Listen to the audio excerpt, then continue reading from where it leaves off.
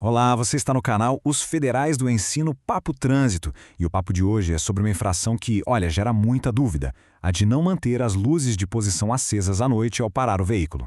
Pois é, essa é aquela pergunta clássica, não é? Parou o carro de noite e agora? Deixo a luz acesa ou apago? Essa dúvida pode custar caro, viu? A resposta, na verdade, é depende. E é justamente para acabar com essa história de depende que a gente preparou esta análise indo direto na fonte oficial. Então, para a gente entender isso de vez, nosso roteiro vai ser bem direto. Primeiro, vamos ver o que a lei diz sobre a infração. Depois, as penalidades, ou seja, o que acontece se não cumprir. Aí a gente vai para a prática, vendo quando autuar e quando não. E por fim, vamos traduzir aqueles termos técnicos para não sobrar nenhuma dúvida. Vamos nessa? Beleza, vamos começar pelo começo. O que exatamente a lei fala sobre isso?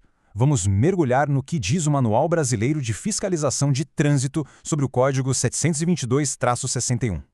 Olha só o que o texto oficial diz. A descrição é bem específica. A infração é sobre deixar de manter acesas à noite as luzes de posição. E não é em qualquer situação, não. É durante uma parada para embarque ou desembarque. Ou seja, a intenção da imobilização conta muito aqui. E aqui a gente tem a ficha técnica da infração, digamos assim. O código dela é o 72261, uma espécie de RG da multa. A base legal, onde tudo está escrito, é o artigo 249 do Código de Trânsito. E o resuminho da ópera é esse aí: não manter as luzes de posição acesas à noite, com o veículo parado para essa finalidade. Certo, já sabemos qual é a regra. Mas e se não for seguida? Quais são as consequências? Vamos ver o peso disso no bolso e na carteira de motorista. Primeiro ponto, a gravidade é média. No universo das infrações de trânsito, ela não é das mais leves, mas também não está entre as mais pesadas. Fica ali no meio termo. E por ser uma infração de natureza média, o resultado são 4 pontos na Carteira Nacional de Habilitação. 4 pontinhos que podem fazer uma diferença e tanto no final das contas, né? E claro, acompanhando os pontos, vem a parte que dói no bolso: a multa. E tem mais alguns detalhes importantes aqui, olha só. O responsável é sempre o condutor. Não tem medida administrativa, tipo remoção do veículo. Também, não configura crime de trânsito. Agora, um ponto de atenção: o agente de trânsito pode registrar essa infração mesmo sem parar o veículo. Ele viu, constatou, pode autuar. Agora a gente chega na parte que talvez seja a mais importante de todas: a prática, o dia a dia na rua. É aqui que a gente separa o que é essa infração específica de outras que são bem parecidas, mas não são a mesma coisa. Fique de olho. Aqui está a primeira grande diferença. A autuação por essa regra acontece quando o condutor para à noite para alguém entrar ou sair e simplesmente não acende as luzes. Foi uma escolha. Agora, se o problema for uma lâmpada queimada, aí a história é outra. A infração muda, passa a ser por equipamento defeituoso. Aqui tem outro detalhe que pega muita gente. A regra que a gente está vendo hoje, a 72261, vale exclusivamente para o embarque e desembarque de passageiros, pessoas. Se a parada for para carregar ou descarregar mercadorias, a infração é outra, é a vizinha dela, a 72262. A lei separou as duas coisas. E para fechar os cenários, tem a questão do local. A autuação por falta de luz acontece se o carro estiver parado num local permitido.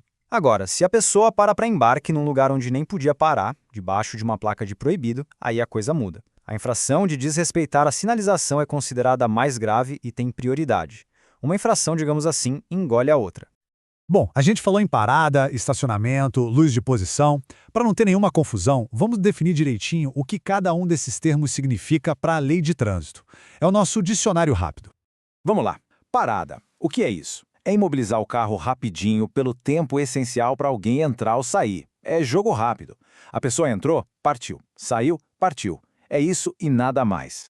Já estacionamento é diferente. É quando o carro fica imobilizado por mais tempo do que o necessário para essa operação. Se o motorista desliga o carro, sai para pegar alguma coisa, pronto, já virou estacionamento. E aí, as regras são outras. E, finalmente, a estrela da nossa conversa, a luz de posição. Sabe aquela primeira giradinha que a gente dá no botão do farol? É ela. Também chamam de lanterna ou farolete. A função dela não é iluminar a rua para a gente ver, mas sim fazer com que o nosso carro seja visto. Então, para a gente fechar e não esquecer mais, o resumo da ópera é: parou de noite para pegar ou deixar um passageiro? Deixe a luz de posição ligada. Lembre-se que é uma infração média, que dá 4 pontos e multa. E muito importante, não confunda com lâmpada queimada ou parada em local proibido, porque aí a história é outra. E claro, parada é uma coisa, estacionamento é outra. E aí, essa diferença entre essa infração e outras, tão parecidas, já estava clara? Muitas vezes, são esses pequenos detalhes que acabam gerando uma multa inesperada. Conhecer essas nuances da lei nos ajuda a evitar problemas e a ter um trânsito mais seguro. Federais do Ensino, um papo melhor para um mundo melhor, produzido por J. Nascimento. Se você gostou deste conteúdo, deixe seu like e siga as nossas redes sociais, Federais do Ensino Papo de Trânsito @gmail.com.